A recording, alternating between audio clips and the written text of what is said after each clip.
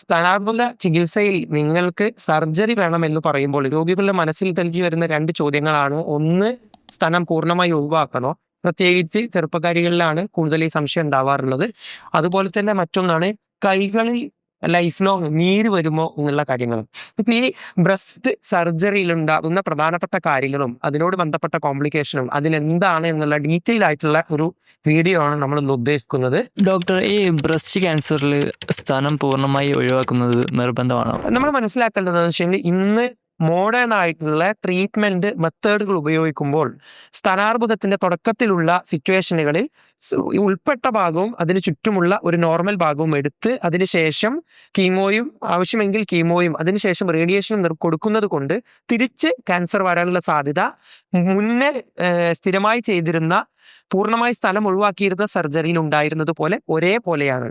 ഇത് 10 100 അല്ല, 10,000-കണക്കിന് പേഷ്യൻസിന് 40 വർഷത്തോളം പഠനങ്ങൾ നടത്തിയതിന് ശേഷമുള്ള ചിത്രത്തിൽ കാണിക്കുന്നത് പോലെ പല പഠനങ്ങളുടെ അടിസ്ഥാനത്തിലാണ് നമ്മൾ ഇന്ന് ട്രീറ്റ്മെന്റ് സ്വീകരിച്ചിരിക്കുന്നത്. നിർബന്ധമായിട്ടും തുടക്കത്തിലുള്ള സ്റ്റേജുകളിൽ പൂർണ്ണമായി സ്ഥലം ഒഴിവാക്കുന്നത് നമുക്ക് ഒഴിവാക്കാവുന്നതാണ് എന്നുള്ളതാണ് ഇന്നത്തെ സത്യം. അങ്ങനെയാണെങ്കിൽ ഡോക്ടറെ, ഈ രോഗികളുടെ വിഷമം ഒഴിവാക്കാൻ എല്ലാ കേസിലും പ്ലാസ്റ്റിക് സർജറി ചെയ്തുകൂടെ? വളരെ നല്ല ചോദ്യമാണ് ഇപ്പോൾ ചോദിച്ചത്. ആക്ച്വലി നമുക്ക് പ്ലാസ്റ്റിക് സർജറി ചെയ്ത് ബ്രസ്റ്റ് ഓങ്കോപ്ലാസ്റ്റി ചെയ്യുക എന്നുള്ളത് നമുക്ക് ചില കേസുകളിൽ സാധ്യതമാവൂല. ഫോർ എക്സാമ്പിൾ എന്ന് പറഞ്ഞാൽ ജനറ്റിക് വല്ല മ്യൂട്ടേഷൻ ഉള്ള ആളുകൾ, നമ്മൾ നിർബന്ധമായിട്ട് റേഡിയേഷൻ കൊടുക്കണം എന്ന് പറഞ്ഞാൽ റേഡിയേഷൻ കൊടുക്കാൻ പറ്റാത്ത ആളുകൾ, ബ്രസ്റ്റിന്റെ സൈസ്, ട്യൂമറിന്റെ സൈസ്, ഇങ്ങനെ കുറേ ഫാക്ടേഴ്സ് ഒന്നിച്ച് പ്ലാൻ ചെയ്തിട്ടാണ് എന്ത് ചെയ്യുക, നമ്മൾ പ്ലാസ്റ്റിക് സർജറി പോസിബിൾ ആണോ അല്ലേ എന്നുള്ളത് നോക്കുക. അതുപോലെ തന്നെ നമ്മൾ മനസ്സിലാക്കേണ്ട ഒരു ഗോൾഡൻ സെന്റൻസ് എന്താണെന്ന് വെച്ച് കഴിഞ്ഞാൽ, നമ്മൾ ഒരിക്കലും നമ്മളെ തൊട്ടടുത്തുള്ളവരോ നമുക്ക് പരിചയമുള്ള ആളുകളോ വെച്ച് നമ്മൾ ഒരിക്കലും ക്യാൻസറിന്റെ ട്രീറ്റ്മെന്റ് കമ്പയർ ചെയ്യരുത്. നമ്മൾ ക്യാൻസറിന് ട്രീറ്റ്മെന്റ് കൊടുക്കുക ഇൻഡിവിജ്വൽ ഓരോ ആളുകൾക്കും ഓരോ രീതിയിലാണ്. അപ്പൊ അതുകൊണ്ട് തന്നെ മൾട്ടിപ്പിൾ ട്യൂമേഴ്സ് ഉണ്ടെങ്കിൽ ഒരുപക്ഷെ നമുക്ക് പ്ലാസ്റ്റിക് സർജറി പോസിബിൾ ആവണം എന്നില്ല. അതുപോലെ തന്നെ മറ്റു പല സിറ്റുവേഷൻസും ഉണ്ടാവാറുണ്ട്. അപ്പൊ ഡോക്ടർ, ഈ പകുതി സ്ഥാനം അവിടെ ഉണ്ടല്ലോ, അപ്പോൾ ഈ ക്യാൻസർ തിരിച്ചു വരാനുള്ള സാധ്യത ഉണ്ടോ? ഇതിനെന്താണ് നമ്മൾ മനസ്സിലാക്കേണ്ടതെന്ന് വെച്ച് കഴിഞ്ഞാൽ, നമ്മൾ സ്ഥലം എടുത്തതിന് ശേഷം അതിന് ചുറ്റുമുള്ള ഭാഗത്ത് സ്ഥലം തിരിച്ച് ക്യാൻസർ വരാതിരിക്കാൻ വേണ്ടി നമ്മൾ ഓൾറെഡി റേഡിയേഷൻ കൊടുക്കുന്നുണ്ട്. നമ്മൾ പലപ്പോഴും കീമോതെറാപ്പി കൊടുക്കാറുണ്ട്, ഹോർമോൺ തെറാപ്പി കൊടുക്കാറുണ്ട്, അങ്ങനെ മറ്റു പല കാര്യങ്ങളും ഉണ്ട്. അതിലുപരി തന്നെ പൂർണ്ണമായി സ്ഥലം ഒഴിവാക്കിയാലും ചെസ്റ്റ് വാൾ, നെഞ്ചിലുള്ള ബാക്കിയുള്ള ഭാഗത്ത് തന്നെ ക്യാൻസർ വരാൻ സാധ്യതയുണ്ട്. അതുപോലെ തന്നെ നമ്മൾ പ്ലാസ്റ്റിക് സർജറി ചെയ്ത ബ്രസ്റ്റിലും വരാൻ സാധ്യതയുണ്ട്. ഇത് രണ്ടും ഏകദേശം ഒരുപോലെയാണ്. അപ്പൊ ഇതിന്റെ പഠനങ്ങളുടെ അടിസ്ഥാനത്തിൽ പറയണത് എന്താണെന്ന് വെച്ച് കഴിഞ്ഞാൽ, BCS പ്ലസ് ഓങ്കോപ്ലാസ്റ്റി അല്ലെങ്കിൽ ബ്രസ്റ്റ് കൺസർവേറ്റീവ് തെറാപ്പി അല്ലെങ്കിൽ ട്രീറ്റ്മെന്റ് പ്ലസ് ഓങ്കോപ്ലാസ്റ്റിയും പൂർണ്ണമായി സ്ഥലം ഒഴിവാക്കുന്നതും റിസൾട്ട് വൈസ് തിരിച്ചു വരാനുള്ള സാധ്യത സെയിം ആണ് എന്നുള്ളതാണ്. സ്തനാർബുദത്തിലെ കക്ഷത്തില് എന്തിനാണ് ഈ സർജറി ചെയ്യണത്? സ്തനാർബുദ ചികിത്സയിലെ ഏറ്റവും ഇമ്പോർട്ടൻ്റ് ആയിട്ടുള്ള ഒരു പാർട്ടാണ് കക്ഷത്തിലുള്ള കഴലകൾ നമ്മൾ എങ്ങനെ പ്ലാൻ ചെയ്യുന്നു എന്നുള്ളത്. നമ്മൾ പറഞ്ഞു വരുന്നത്, നല്ല രീതിയിൽ ഉൾപ്പെട്ടിട്ടുണ്ടെങ്കിൽ പൂർണ്ണമായും അവിടുത്തെ കക്ഷത്തിലുള്ള കഴലുകൾ നിർബന്ധമായിട്ടും എടുത്ത് ഒഴിവാക്കണം. എന്നിട്ട് അതിൽ എത്ര കഴലുകൾ ഉൾപ്പെട്ടിട്ടുണ്ട് എന്നുള്ളതിനനുസരിച്ച് തിരിച്ച് ബാക്കി ട്രീറ്റ്മെന്റ് നമുക്ക് പ്ലാൻ ചെയ്യാൻ പറ്റും.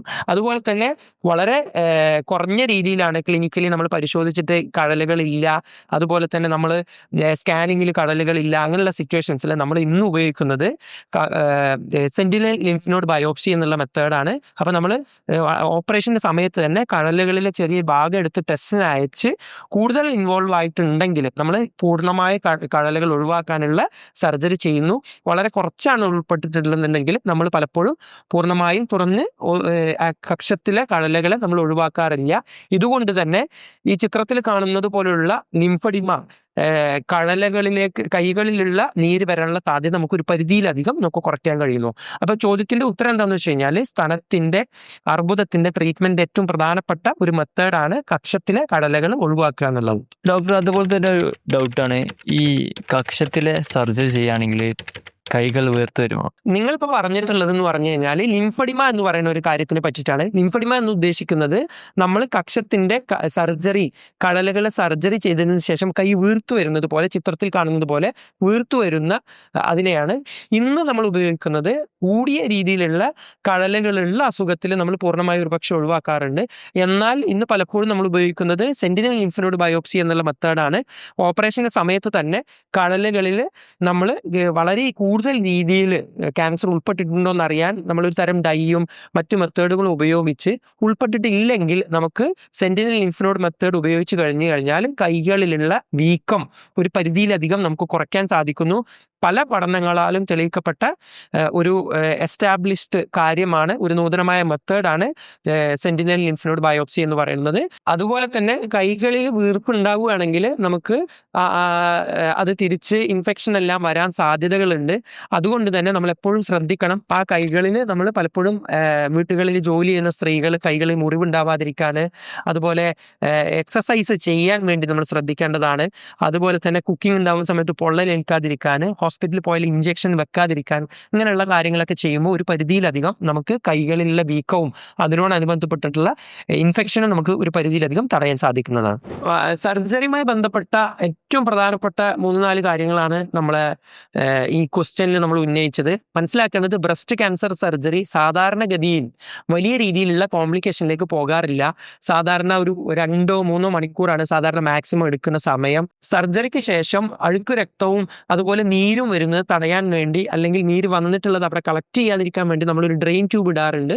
ഇത് ഒരു 10 മുതൽ 14 ദിവസത്തിനുള്ളിൽ ട്യൂബ് എടുക്കാറുണ്ട്.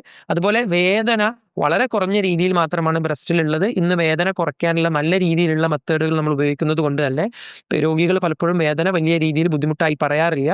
ടാബ്ലറ്റ്സ് കൊടുത്ത് മാത്രമാണ് ഇവരെ ഡിസ്ചാർജ് ചെയ്യാറുള്ളത്. ഓപ്പറേഷൻ കഴിഞ്ഞ് അന്ന് തന്നെ രോഗികൾ സാധാരണ നടക്കാറുണ്ട്. അന്ന് ചെറിയ രീതിയിലുള്ള ഭക്ഷണങ്ങൾ, വെള്ളം പോലുള്ള ഭക്ഷണങ്ങൾ കൊടുക്കുകയും അടുത്ത ദിവസം നോർമലായിട്ടുള്ള ഭക്ഷണം കഴിക്കാൻ സാധിക്കുകയും ചെയ്യാറുണ്ട്. അതുപോലെ പേഷ്യൻ്റ് ഡിസ്ചാർജ് ആയി കഴിഞ്ഞാൽ നമ്മൾ കൈയിൻ്റെ ചെറിയ രീതിയിലുള്ള എക്സസൈസ് സ്റ്റാർട്ട് ചെയ്യാറുണ്ട്. മുന്നേ ചോദിച്ചതുപോലെ തന്നെ നമുക്ക് ലൈറ്റ് ആയിട്ടുള്ള വർക്കുകളൊക്കെ നമുക്കൊരു 1 വീക്ക് കൊണ്ട് സ്റ്റാർട്ട് ചെയ്യാൻ പറ്റും. കുക്കിംഗ് ഒക്കെ നമുക്ക് 2 വീക്സിൽ സ്റ്റാർട്ട് ചെയ്യാൻ പറ്റും.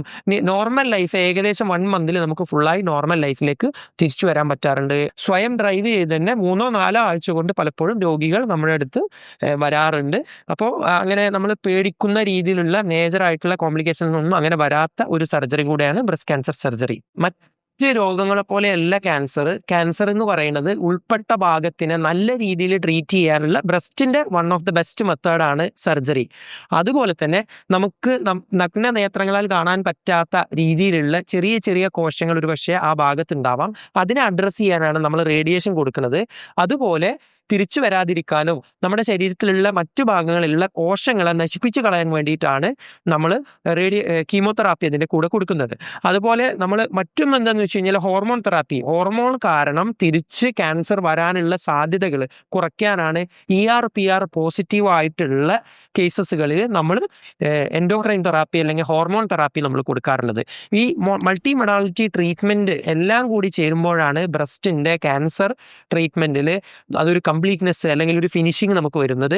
ഇതുപോലെ മുന്നേ ബ്രസ്റ്റ് ക്യാൻസറിൽ നല്ല രീതിയിൽ റിക്കറൻസ് ഉണ്ടെങ്കിൽ ഇന്ന് നല്ല രീതിയിൽ പൂർണ്ണമായി നിശേഷം ക്യാൻസർ ചികിത്സിച്ച് തിരിച്ചു വരാനുള്ള സാധ്യതകളെ കുറയ്ക്കാൻ ഇന്നത്തെ മെത്തേഡുകൾ നമുക്കൊരു പരിധിയിലധികം നമ്മളെ സഹായിക്കുന്നുണ്ട്. ഇതിലെ കൺക്ലൂഷൻ എന്താണെന്ന് വെച്ച് കഴിഞ്ഞാൽ പൂർണ്ണമായ സ്ഥലം ഒഴിവാക്കൽ ഓൾവേസ് എല്ലായ്പ്പോഴും നിർബന്ധമാകണമെന്നില്ല. അത് കംപ്ലീറ്റ് ക്യൂർ തരണമെന്നുമില്ല. അതുപോലെ നമുക്ക് സെന്റിനൽ ലിംഫ് നോഡ് ബയോപ്സി പറ്റുന്ന കേസുകളിൽ അത് മാത്രം ചെയ്ത് നമുക്ക് നിർത്താവുന്നതാണ്. കൈകളിലുള്ള നീര് വരാനുള്ള സാധ്യത കുറയ്ക്കാൻ വേണ്ടി. എല്ലാറ്റിലും ഉപരി ഏറ്റവും ഇമ്പോർട്ടൻ്റ് ആയിട്ടുള്ള മനസ്സിലാക്കേണ്ടത് ആവശ്യമുള്ള സിറ്റുവേഷൻസിൽ സർജറി, കീമോതെറാപ്പി, റേഡിയേഷൻ, അതിന് പുറമെ ഹോർമോൺ തെറാപ്പി, അതുപോലെ ആവശ്യമുള്ള കേസിൽ ഇമ്മ്യൂണോതെറാപ്പി അല്ലെങ്കിൽ ടാർജറ്റഡ് തെറാപ്പി തുടങ്ങിയ മോഡേൺ മെത്തേഡുകൾ എല്ലാം കൂടി ചേർത്ത് മൾട്ടി മൊഡാലിറ്റി ട്രീറ്റ്മെൻറ്റ് കൊടുക്കുമ്പോഴാണ് പൂർണ്ണമായും ക്യാൻസറിനെ നമുക്ക് തടയാനും തിരിച്ചു വരുന്നത് സാഹചര്യങ്ങളെ കുറയ്ക്കാനും നമുക്ക് സാധിക്കുന്നത്.